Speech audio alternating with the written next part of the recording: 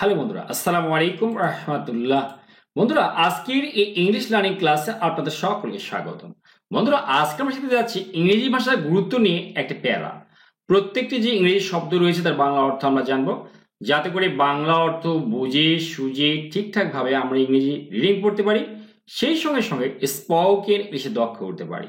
তো চলুন বন্ধুরা শুরু করি। তার পূর্বে একটা ছোট্ট অনুরোধ, এখন পর্যন্ত যে চ্যানেলটি সাবস্ক্রাইব করেনি দয়া করে বন্ধু চ্যানেলকে সাবস্ক্রাইব করে দিন। বন্ধু শুরু করছি। English is the most used international language। বলা হচ্ছে ইংরেজি হচ্ছে সবচেয়ে বেশি ব্যবহৃত আন্তর্জাতিক ভাষা। তাহলে ইংরেজি যে পৃথিবীতে যত ভাষা আছে আন্তর্জাতিকভাবে সবচেয়ে বেশি ব্যবহার করা হয় ইংরেজি। English is the most use. বন্ধুরা, মাচ মোর মোস্ট এটাকে বলা হয় সুপারলেটিভ ডিগ্রি। সুপারলেটিভ ডিগ্রির আগে অবশ্যই আপনাকে দা বসাতে হবে। তাহলে ইংরেজি হচ্ছে দ্য মোস্ট সবচেয়ে ইউজড মানে ব্যবহৃত ইন্টারন্যাশনাল আন্তর্জাতিক ল্যাঙ্গুয়েজ ভাষা। তাই না? এইটাকে আমরা যদি এই বাক্যটা যদি অনুবাদ করি এইভাবে কাটা কাটা করে আমরা অনুবাদ করব। আর English is the most used international language, ইংরেজি কি? এটা হচ্ছে পৃথিবীর সবচেয়ে বেশি ব্যবহৃত আন্তর্জাতিক ভাষা। আচ্ছা, এরপরে দেখি এটি সারা বিশ্বে বলা হয়। তাহলে ইট মানে এটা, ইজ স্পোকেন মানে বলা হয়, অল ওভার মানে অল ওভার দ্য ওয়ার্ল্ড মানে সারা বিশ্বে। তাহলে ইট ইজ এটা, আচ্ছা ইট এটা, ইজ স্পোকেন বলা হয় অল ওভার দ্য ওয়ার্ল্ড সারা বিশ্বে। সারা বিশ্বের ইংরেজি কি? All over the world. ঠিক আছে? তাহলে এর ইংরেজি কি? ইট, তাই না? বলা হয় ইংরেজি কি বলা হলো? Is spoken. স্পিক মানে কিন্তু বলে, আর ইজ স্পোকেন মানে বলা হয়। কোথায় বলা হয়? অল ওভার দ্য ওয়ার্ল্ড সারা বিশ্বে। স্পিক মানে কি? বলা না? স্পিক মানে বলে বা বলা, আর বলা হয় ইংরেজি কিন্তু ইজ স্পোকেন। যেমন উই স্পিক আমরা বলি, তাই না? তাহলে আমরা বলি আর আচ্ছা বলা আর বলা হয় পার্থক্য কিন্তু, তাই না? বলি বা সে বলে, সে খায় এগুলো, আর খাওয়া হয় এই যে বলা হয়, তখন আমরা কি লিখবো? Is eaten, is spoken. ঠিক আছে? ইজ ডান করা হয়, ইজ ডান বলা হয়, ইজ স্পোকেন এভাবে বলবো আমরা। তাহলে it is spoken all over the world, এটা সারা বিশ্বে বলা হয়, এটাকে প্যাসিভ ভয়েস বলা হয়। আমরা এরপরে অংশটা দেখি। We learn this language we, আচ্ছা আমরা অন্যদের সঙ্গে যোগাযোগ করতে ভাষাটি ব্যবহার করি। তাহলে আমরা ইংরেজি কি? উই, তাই না? শিখি ইংরেজি কি? লার্ন। আমরা শিখি কি করতে? দিস ল্যাঙ্গুয়েজ এই ভাষা কি করতে? টু কমিউনিকেট যোগাযোগ করতে। শুধু কমিউনিকেট মানে যোগাযোগ করা, আর টু কমিউনিকেট মানে যোগাযোগ করতে কার সঙ্গে? উইথ মানে সঙ্গে, আদার্স মানে অন্যদের, অন্যদের সঙ্গে যোগাযোগ করতে আমরা এই ভাষা শিখি। তাহলে উই লার্ন আমরা শিখি দিস ল্যাঙ্গুয়েজ এই ভাষা টু কমিউনিকেট যোগাযোগ করতে উইথ আদার্স অন্যদের সঙ্গে। ঠিক আছে? এরপরে অংশ দেখি। ইংরেজি আমাদেরকে কি করে? আমাদেরকে আন্তর্জাতিক সম্পর্ক বজায় রাখতে কি করে? সহায়তা করে। তাহলে ইংলিশ সহায়তা মানে হেল্প, ইংলিশ হেল্পস সহায়তা করে। খেয়াল করে এবারে, যেহেতু ইংরেজি third person singular number, present indefinite টেন্সে অবশ্যই ভার্বের সঙ্গে এস বা ইয়াস যোগ করতে হবে। তাহলে ইংলিশ হেল্পস ইংরেজি কি করে? সহযোগিতা করে। কাদের করে? আস আমাদেরকে করে। কি করতে? টু মেইনটেইন বজায় রাখতে। আর আগেই বললাম মেইনটেইন মানে বজায় রাখা, টু মেইনটেইন মানে কি? বজায় রাখতে। কি বজায় রাখতে? ইন্টারন্যাশনাল রিলেশনস আন্তর্জাতিক সম্পর্ক। ইন্টারন্যাশনাল মানে কি? আন্তর্জাতিক, রিলেশনস মানে সম্পর্ক। তাহলে যে আন্তর্জাতিক যে সম্পর্ক আছে সেটা বজায় রাখতে কি সহায়তা করে? ইংরেজি ভাষা। তাহলে English helps us to maintain international relations. ইংরেজি আমাদেরকে আন্তর্জাতিক ভাষা সম্পর্ক, আন্তর্জাতিক সম্পর্ক বজায় রাখতে সহায়তা করে। বন্ধুরা, যারা কানাডায় আছেন বা আমেরিকায় আছে তারা একটা জিনিস খেয়াল করবেন, এখানে ইন্টারন্যাশনাল তাদের কিন্তু মানে তারা যারা আমেরিকান নেটিভ বা কানাডিয়ান নেটিভ তারা কিন্তু ইন্টারন্যাশনাল বলতে পারে। ইন্টার এখানে টিটা বাদ দিবে, এই যে টিটা বাদ দিবে, যাই উচ্চারণ কি হবে? ইন্টারন্যাশনাল, এই টিটা বাদ পড়ে যাবে। এটা হচ্ছে তাদের দেশের নিয়ম অনুযায়ী, মানে ভাষার যে রীতি বা নিয়ম অনুযায়ী। আমরা তো ওটা রীতি শিখতেছি না, তাই না? আমরা টি এখানে বাদ দিব, দিয়ে আমরা ইন্টারন্যাশনাল। আমরা জানি যারা হয়তো আমেরিকায় আছেন বা যারা কানাডায় থাকবেন তারা হয়তো বিতর্ক আমাকে হয়তো বলতে পারেন যে উচ্চারণটা এইভাবে করলেন কেন, তাই না? ইন্টারন্যাশনাল উচ্চারণ তো হবেই, কিন্তু যারা ওই দেশের স্বদেশী ভাষাভাষী লোক তারা কিন্তু ইন্টারন্যাশনাল বলে না, তারা বলে ইন্টারন্যাশনাল। ঠিক আছে? তাহলে ইংলিশ হেল্পস আস, ইংরেজি আমাদের সাহায্য করে টু মেইনটেইন ইন্টারন্যাশনাল রিলেশনস। ইংরেজি আমাদের সাহায্য করে কি করতে? আন্তর্জাতিক সম্পর্ক বজায় রাখতে। এরপরে দেখি, এটি বিভিন্ন জাতিকে আরো কাছে আসতে সাহায্য করে। তাহলে এটি ইংরেজি কি? ইট মানে ইংরেজি ভাষা। সাহায্য করে ইংরেজি কি? হেল্প। যেহেতু ইটটা থার্ড পারসন সিঙ্গুলার নাম্বার আমরা এর যোগ করবো। ইট হেল্পস সাহায্য করে কাদেরকে ডিফারেন্ট নেশনস বিভিন্ন জাতিকে কি করতে টু কাম আসতে ক্লোজার আরো কাছে তাই না ক্লোজ মানে কাছাকাছি নিকটে কিন্তু ক্লোজার মানে আরো কাছে তাহলে ইট হেল্পস ডিফারেন্ট নেশনস এটা বিভিন্ন জাতির সহায়তা করে টু কাম ক্লোজার আরো কাছে আসতে সাহায্য করে তাই না এরপরে পরে করে খেয়াল করুন লেখা আছে আন্তর্জাতিক সভাগুলো বা মিটিংগুলো বা বৈঠকগুলো ইংরেজিতে অনুষ্ঠিত হয় আমরা তো জানি যেমন ডক্টর মোহাম্মদ ইউনুস আর যে জন বাইডেন এর মধ্যে কি বাংলা ভাষা সব মানে বৈঠকটা হয়েছে না সেখানে কিন্তু ইংরেজি ভাষায় হয়েছে তাই না প্রত্যেকটা জায়গাতে আপনি গিয়ে দেখবেন সেখানে আপনি যদি বাইরে দেশে যখনই যাবেন তাদের সঙ্গে বৈঠক করবেন তো ইংরেজি ভাষা দরকার হবে তাহলে ইন্টারন্যাশনাল মিটিংস বা ইন্টারন্যাশনাল মিটিংস আন্তর্জাতিক যে বৈঠকগুলো আর হেল্ড এগুলো অনুষ্ঠিত হয় বন্ধুরা হোল্ড মানে অনুষ্ঠান হোল্ড মানে আয়োজন করা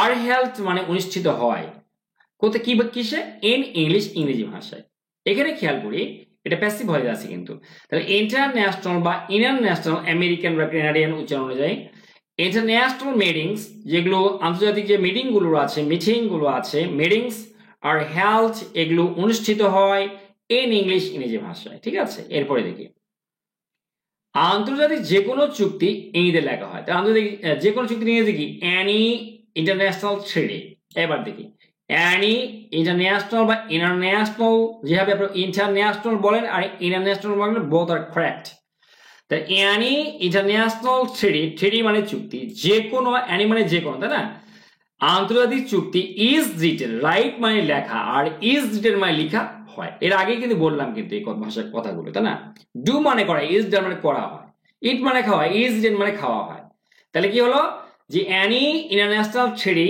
যে কোনো আন্তর্জাতিক চুক্তি ইজ রিটেন লেখা হয় ইন ইংলিশ ইংরেজি ভাষায় ইন ইংলিশ মানে ইংরেজি ভাষায় এরপরে আমরা দেখব ইংরেজি ইংরেজি দেখা যাচ্ছে শিক্ষায় গুরুত্বপূর্ণ ভূমিকা পালন করে মানে শিক্ষা ক্ষেত্রে ইংরেজি ভাষাটা গুরুত্বপূর্ণ ভূমিকা পালন করে তাহলে ইংলিশ প্লে মানে পালন করা এখানে কিন্তু প্লে মানে কিন্তু খেলাধুলা করা না যেহেতু ইংরেজি থার্ড পারসন সিঙ্গুলার নাম্বার আমরা যোগ করলাম a vital role একটা গুরুত্বপূর্ণ ভূমিকা in education শিক্ষা আমরা জানি the correct pronunciation of the word is education not education the English plays ইংরেজি কি করে plays a vital role একটা গুরুত্বপূর্ণ ভূমিকা পালন করে vital মানে গুরুত্বপূর্ণ রোল মানে ভূমিকা in education শিক্ষা এরপর দেখুন উচ্চ শিক্ষার বইগুলো সাধারণত ইংরেজিতে লেখা হয় তাহলে বুকস অফ হায়ার এডুকেশন খেয়াল করুন উচ্চ শিক্ষার বই কি বুকস অফ হায়ার এডুকেশন আগেই বললাম রাইট মানে লেখা কিন্তু আর রিটেন মানে লেখা হয়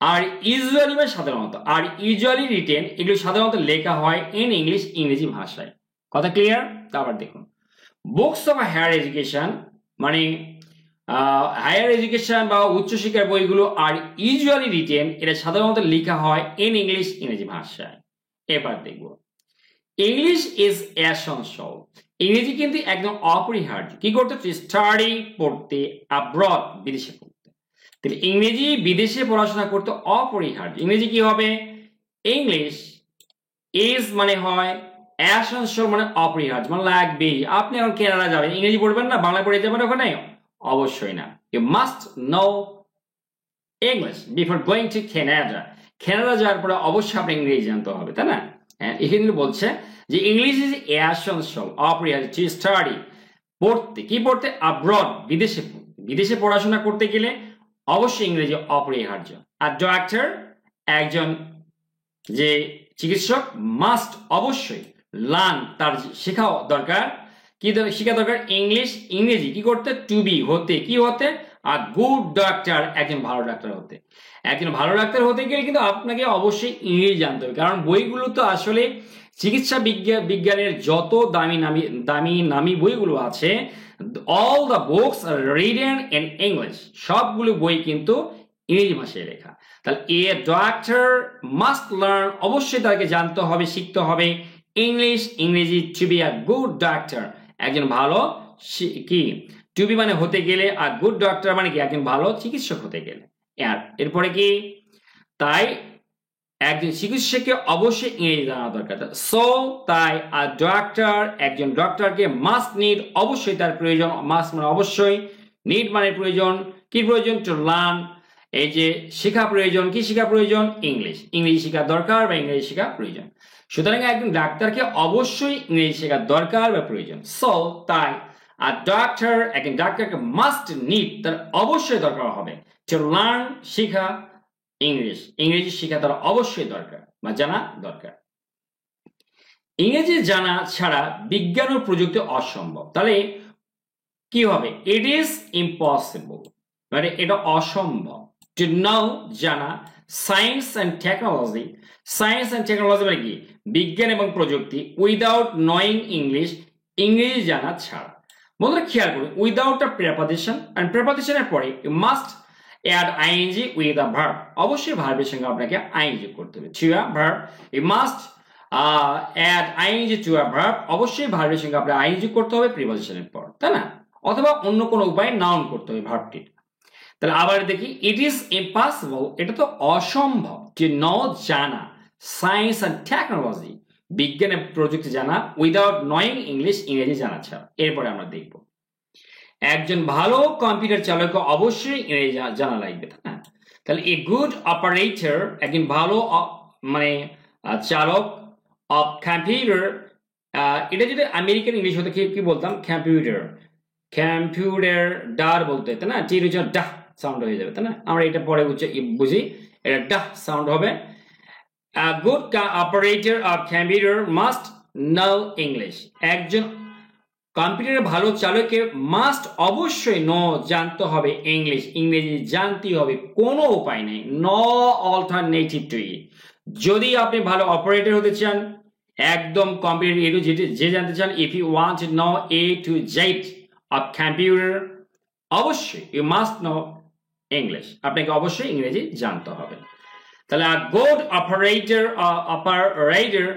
of computer must know English, একজন ভালো কম্পিউটার চালককে অবশ্যই ইংরেজি জানা লাগবে। তারপরে কি, টু আর্ন, উপার্জন করতে, অনলাইনে উপার্জন করতে, বা কি করতে, ইংলিশ ইজ আ মাস্ট, ইংরেজি ফরজ মানে লাগবেই।